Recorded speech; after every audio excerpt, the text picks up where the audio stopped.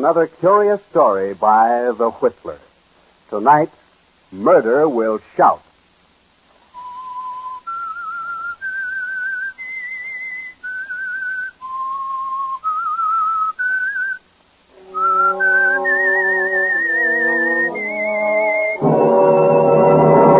I am the Whistler, and I know many things, for I walk by night.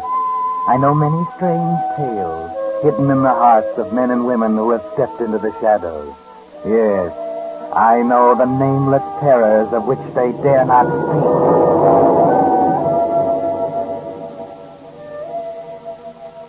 Murder is born in many places, most of them quite ordinary. Sometimes it's born in a smoke-filled hotel room, sometimes around a nightclub table, but more often it begins in a small, secret place, because murder is a secret thing at first. Take, for example, a small, unobserved telephone booth in the back of a chain drugstore, the one in which a small-time racketeer, Peanut Marola, is talking. Oh, Peanut Marola speaking. Yeah, I got all that dope. It shouldn't be a tough proposition to swing. The garage is out in the suburbs, in the Oakdale district, where the houses are far apart and everybody minds his own business. Nice place to work. What's that? Yeah, this guy who owns the place, George Kramer, is single and lives by himself out in a little house on 71st Street. Yesterday I counted only 3 cars that stopped in. That ain't enough to buy him a good breakfast. What? Well, the place is plenty big, but empty. Hey, here's an interesting angle I got on it. Seems that some small-fry businessman named Albion, if I got the jerk's name right, has got some kind of a mortgage on the place. It might give us some trouble. Huh? Yeah, I'll get busy on it. And I'll call you when I got something definite. But don't worry. It'll be easy picking.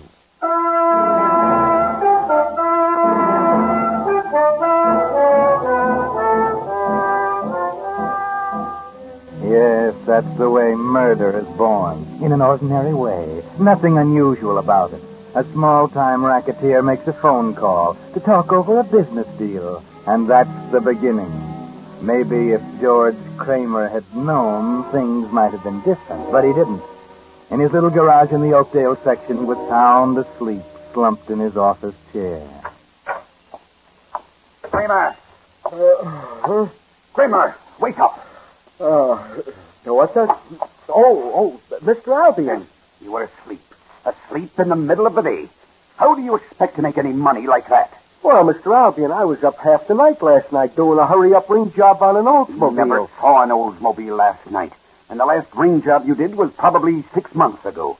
Probably out carousing around last night. You know I don't go out nights, Mr. Albion. Well, anyway, you haven't got a single car in your garage to work on, and you fall asleep in the middle of the day because you're tired. Why don't you go out and stir up some business? Oh, look here, Mr. Albion. You stick to your business and I'll stick to mine. Right now, This happens to be my business. I'm trying to tell you that things are tough in the garage business these days. Look, you know I'm having a tough time of it. Why do you come in here every day and burn my ear? Can't you leave me alone? I'll leave you alone for the next week. But let me give it to you in black and white. I've loaned you in various amounts a total of $2,000, which is more than I've come to think this place is worth. You agreed to pay it back. With interest. Of course. 1 week from today, you owe me $2,000. But I thought you were going to carry it along until I got back on my feet. I've been waiting 6 months for you to get back on your feet, and you show no signs of ever making it. I'll pay the interest. I'll pay it faithfully. Haven't I always paid it? What good is the interest if I lose the principal? Oh, you won't lose it. Honest, Mr. Albion. I promise you won't lose it. I think I've already lost it, unless I can do something with this garage myself. Well, I have to be going along now. I have business to do. I'll see you in a week, Kramer. Wait a minute. You wouldn't take the garage away from me. Wouldn't I? Well, you've got a lot of money. You don't need it. That's beside the point. A debt is a debt. Yeah, but what would you do with the garage if you had it? I'd sell it to someone who could run it profitably. Oh, you wouldn't. I'll be back in a week. Have some money for me. Mr. Albion. Yes? I could kill you.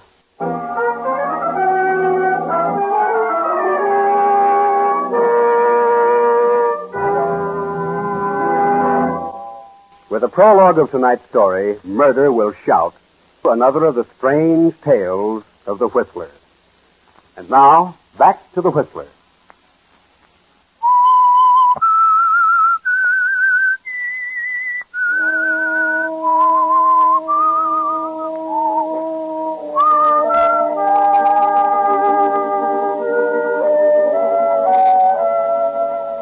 Yes, murder gets its start in simple and ordinary ways. For instance, there's murder in the heart of George Kramer, and once the thought occurs, the next step is easy, if the opportunity presents itself. And in this case, it does very soon, and in the person of Peanut Marola. You, George Kramer? Yeah, that's right. Something wrong with your car I can fix? Not exactly. Got a couple of minutes? Time is all I've got. Good. Mind if I sit down? Well, what do you want? I want to talk over some business. Oh, well, then sit down, by all means. Thanks. Things kind of tough in the garage business these days? Oh, they're not what they used to be. But I managed to get along. But not in the way you used to get along, eh? Not exactly. Look, what are you getting at? Can you use a little ready cash, no references, co-signers, very little collateral? Who condoned those arrangements? My name is Marola, Peanut Marola. Oh, I'm glad to meet you. Now, where does this ready cash come in? You sound like a smart man, Kramer. Mind if I talk turkey? Oh, go ahead. I can't lose anything listening. Has Mr. Albion been bothering you lately?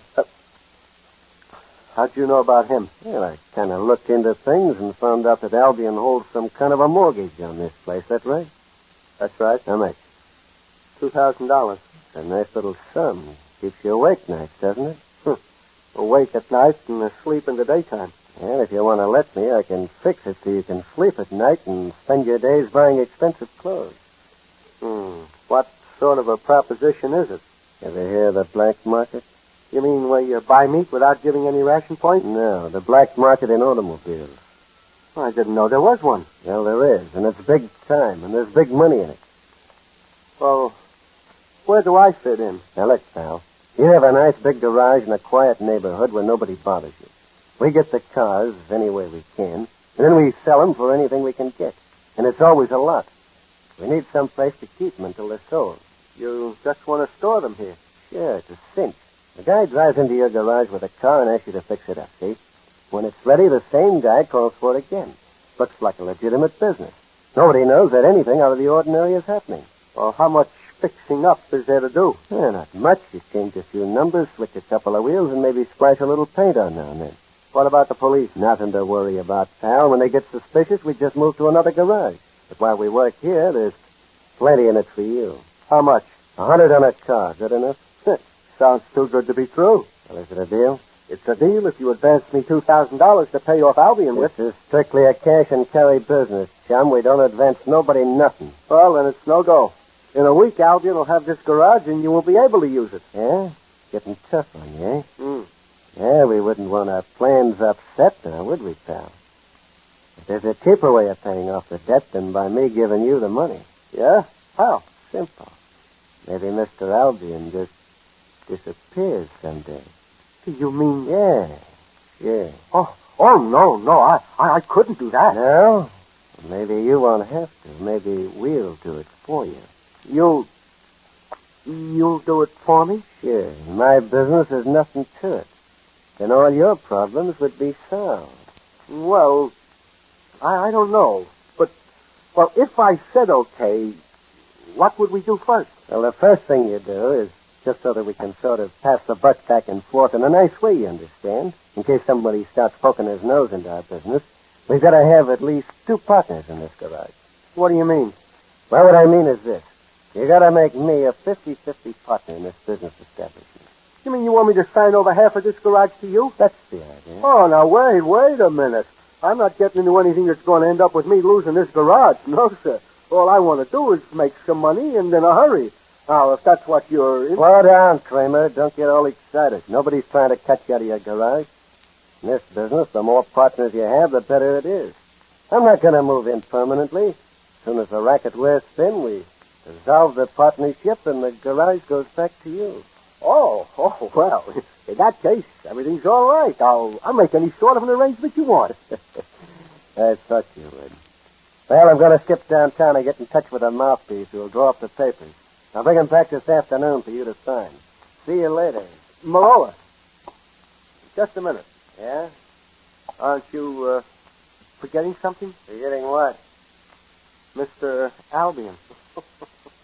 Well, what do you know? I almost forgot about Mr. Albion. Well, don't you worry, pal. We'll take care of him in due time. Look, I know you know your business, but I know Mr. Albion. I've been doing some thinking. I've got an idea. Yeah? Okay, spill it. Well, this guy Albion has a lot of money, but just the same, he's too tight to buy a car of his own, so he always rides the bus everywhere he goes. Now, the end of the Oakdale line doesn't quite reach his house, and he has to walk a half mile along the highway from the end of the line in order to get home. You can't bump a guy in broad daylight on the highway. Oh, you don't have to. Every Saturday night, he always stays in town and takes the last bus home at 2 o'clock. At 2 o'clock in the morning, that half mile of highway he walks is deserted. Yeah, I get it. Quite a setup. All we do is run over him and make it look like a hit-and-run case. The easiest thing in the world. But an automobile leaves a lot of clues behind. Who's worrying about clues? We just pick some car up off the street, use it, and then abandon it somewhere. Let some other sucker worry about taking the rap. Well, I don't want to know too much about it. You just go ahead and handle it in your own way. Wait a minute. Today's Saturday. Yeah. Mr. Albion takes the bus tonight. Okay. Don't worry about a thing, pal. I'll take care of all the little business details. It'll be a cinch. You heard what the man said, Kramer. He said it's a cinch. He ought to know because he's an old hand at this business of getting inconvenient people conveniently out of the way. It's an art the way Peanut Marola does it. The art of murder. Yes, and since it's going to mean so much to you, you should be here to see it. Those two cars parked at the side of the road, waiting for the bus to stop, drop its lone passenger, turn around and head back for town. And when it does, there's a quick flicker of light, and the first car, driven by a friend of Marola's, starts down the road. His headlights pick up Mr. Albion walking along the right side of the pavement. Then Marola in the second car, the stolen car, starts.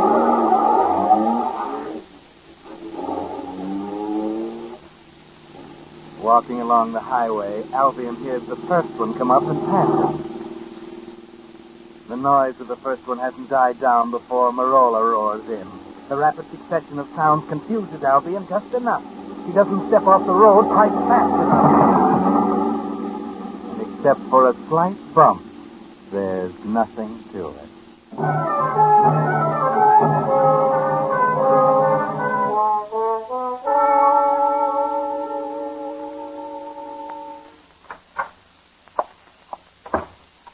I'm looking for George Kramer. I'm George Kramer. My identification, Lieutenant Clark, headquarters precinct. Oh, yes, Lieutenant. You hear about my car? Yes, the car, that's right. You reported it stolen. Yes. Last night I left it parked in front of my house like I always do. I don't have a garage on my property yet. And when I came out to drive to work this morning, it was gone. It was a green Chrysler sedan. License 6G4537. Yes, that's right. I just finished putting on that paint job 2 days ago. Yeah, had it in the shop a week fixing it up. I reported the theft as soon as I could hitch a ride over here and telephone. Yeah, I came right out when we got the report. Funny, we were just checking up on the ownership of your car when you called. You mean you found it already? Yeah, we found it even before you reported it. Do you ever drive out around Miller Highway, Mr. Kramer? Miller Highway? Why, no, I haven't been out that way for months. You weren't driving out there last night around 2. Why, oh, no, of course not. I was in bed, and my car was stolen. Yeah, sure. Well, you may be telling me the truth, Mr. Kramer, and maybe you're trying to be pretty smart. I don't know which, but either way, I think you'd better come down to the station with me. Get your hat and lock up the place. Oh, but wait a minute. You mean you're arresting me? Well, let's say we're going to hold you for questioning. But why? For what? For hit and run. Maybe you can explain to the boys down there how your car happened to be found parked 300 yards from where a guy was run over and killed. And the front of it was covered with bloodstains.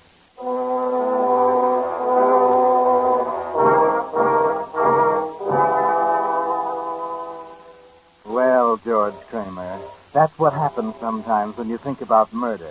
It doesn't come out just the way you expected it. You don't know what this is all about yet, but you do know that there's only one person who can explain it to you. So when you get to the police station and after they've booked you and taken you to your cell, you ask them to call Peanut Marola, and pretty soon he comes. 5 minutes, Marola. Okay, I won't stay long. Hiya, Kramer. Marola, what is this? They've got me in here for manslaughter. My car was the one you used to run down Albion. Shut up, you fool. Well, You want somebody to hear you? Well, before I'll take the blame for this, I'll make sure somebody hears me. I'll tell them you were driving that car, not me. Listen, small fry. What do you want to go flying off a handle for? More than one way to beat the record. But you used my automobile. Why? It was an accident. One of those things that happens once in a century. Accident just like I told you it was going to do. Come out to your end of town and stole the first car I found on a dark street. How was I to know you lived on that street and it was your car I was taking? Good Lord. You expect me to believe that? Look, all you gotta do is tell them that you weren't driving your car last night. And get an alibi. Tell them you were someplace else. That's what I told them. Told them that I was home. But they don't believe me, and I got no proof. Okay, look. Tell them you were mistaken about the time. Tell them you spent the night until 2 o'clock at the Lido nightclub down on Foster and Green Street. Get a dozen people to swear that both of us were there until 2. You tell them I drove you home in my car. Well, is that any good? They can't do a thing to you. They gotta prove you were driving that car. They won't be able to break an alibi like that. Got it straight now? Yeah, I was at the Lido nightclub until 2 with you and some friends. You'll back me up now. Sure, I'll back you up. You got nothing to worry about, pal.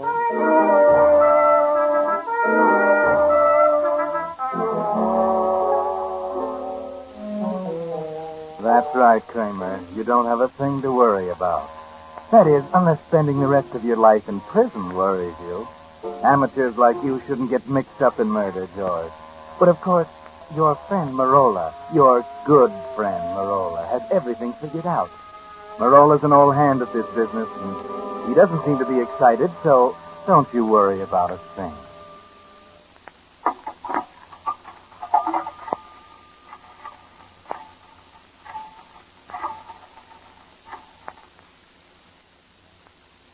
Hello?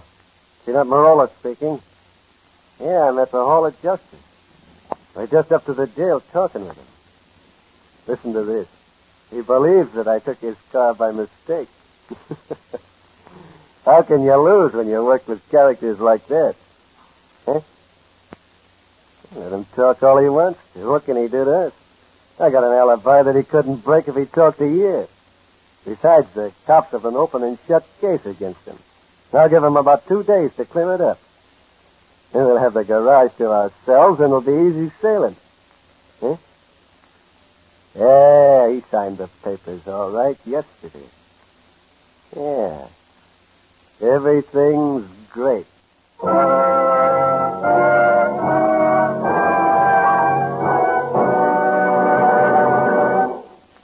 that's not all of tonight's story. The Whistler will return in just a moment with a strange ending of tonight's tale. And now, back to the Whistler.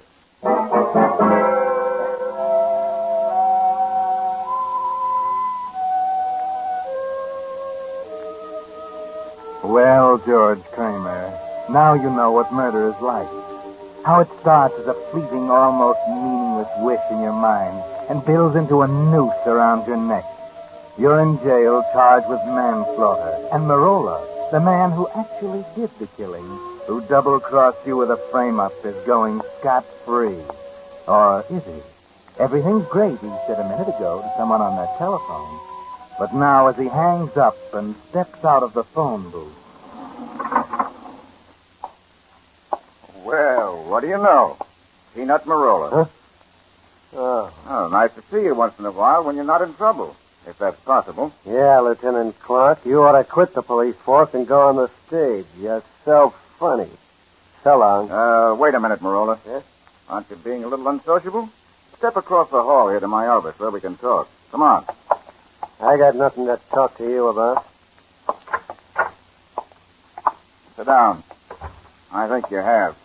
For instance, you know a guy named George Kramer? Sure, I know him. He's my partner in the garage business. That's sort of a new one for you, isn't it, Marola? Maybe, and maybe I like it. Yeah, maybe.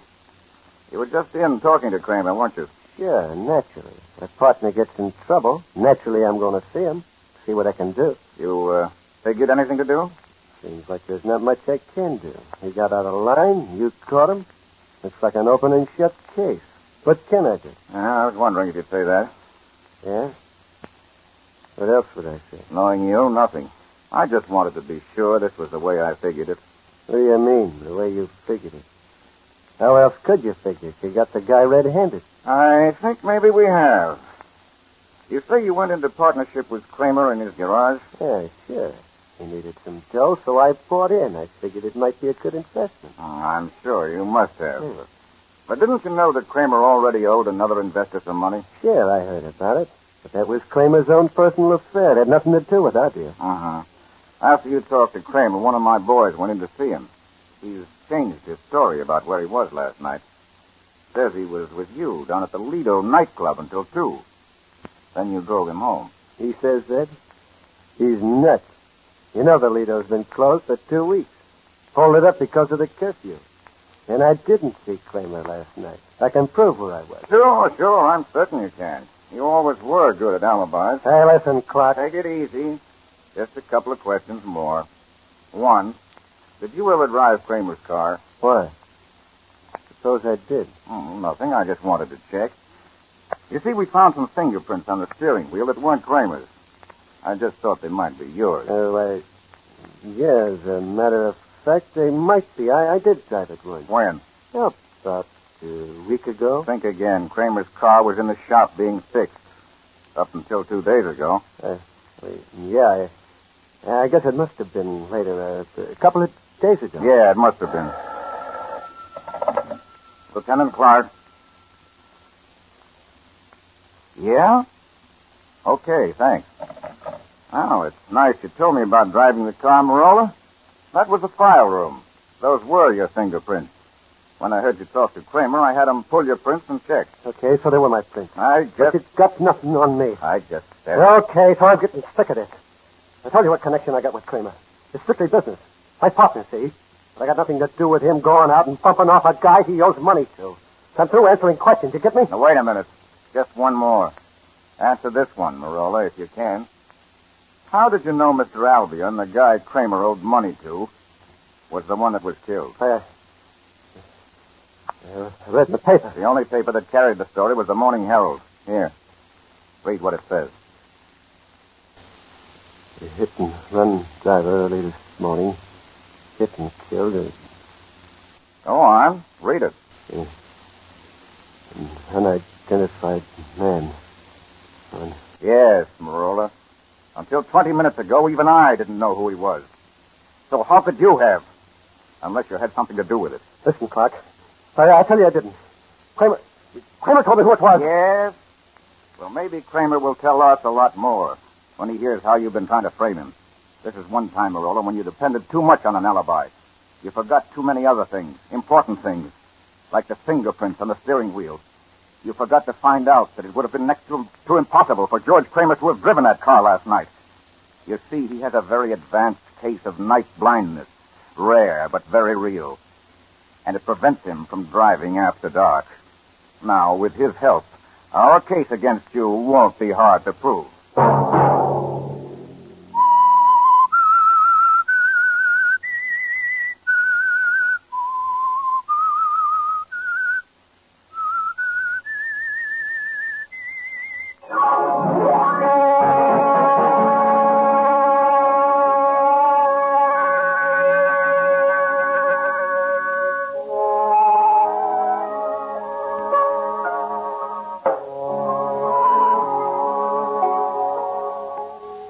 Next Monday at 9 o'clock, the Whistler will bring you another strange tale.